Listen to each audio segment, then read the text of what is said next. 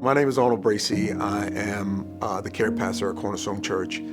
And my testimony, one of my many testimonies, is that I was incarcerated when I was in the Marine Corps on suspicion of espionage. There were things I learned in the Marine Corps, and God bless. I got meritoriously promoted my entire career. I went in at 17 years old, and 2.5 years later, I was a private. 2.5 years later, I was a sergeant. I go in and I do well in the Marine Corps, and the opportunity comes up to be an embassy Marine. Back in '83, Russia was the biggest, if you could want to call it that, competition for the U.S. as far as national security. While I'm in Moscow, there's another Marine there named Sergeant Wrongfully. He just wasn't cut out to do it. He couldn't, the culture shock, being somewhere where you can't know the language, you don't know the language, you're in a new country, it's cold, he just couldn't do it.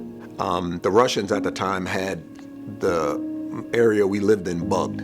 So they would listen to conversations, listen to phone calls, so they knew Lone Tree was ostracized. All he was missing in loneliness and feeling a part of something, the Russians tried to duplicate for him. When he was in Moscow, they didn't ask him to do anything. They were just grooming him.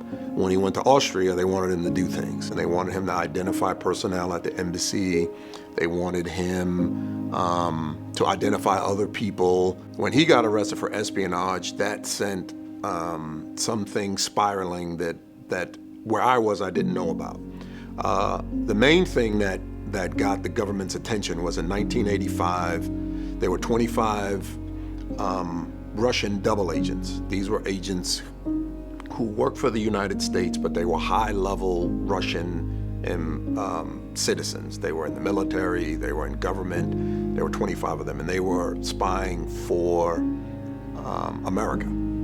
Well, back then, Russia was a lot bigger. It had 14 time zones, and all 25 of these spies were executed at the same time. Right around this time was when the Lone Tree stuff happened, so someone thought, well, maybe the Marines let Russians into the most secret areas of the embassy.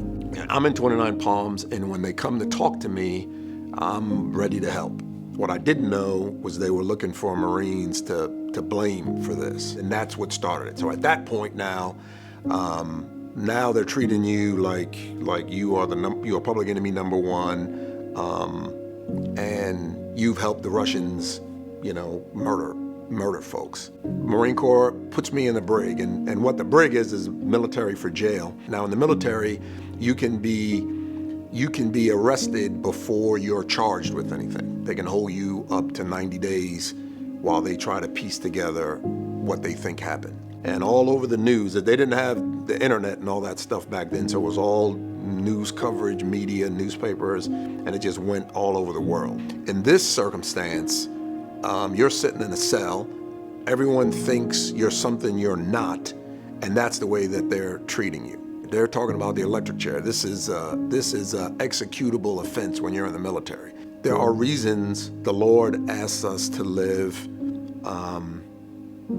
His ways, because when they first questioned me, they just thought, hey, this is a typical kid from New York. His background is gonna look like a background of somebody who would do this.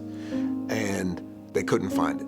They couldn't find criminal charges. They couldn't find, matter of fact, as they checked, all they heard was my testimony. Well, that guy, he loves the Lord. He does this, he does that, he does this. So I didn't fit the profile of what a person who spies against their country fit. I didn't fit it. They had to let me out because the law said they had to. It does matter how you live, because you never know how it may come up. This is in 1987, this is happening. Well, in like 1990, the Berlin Wall falls and they get access to all the secret espionage stuff, nothing.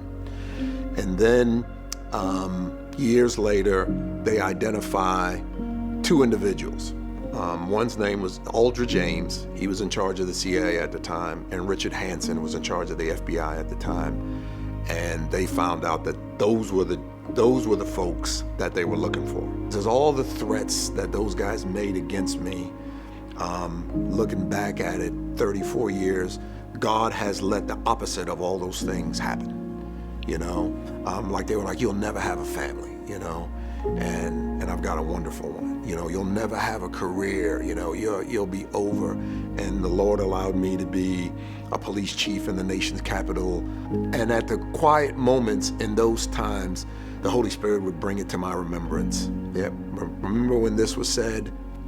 Look at how I can work things out and through. So, and he's still not done yet. I said I'd never be a pastor.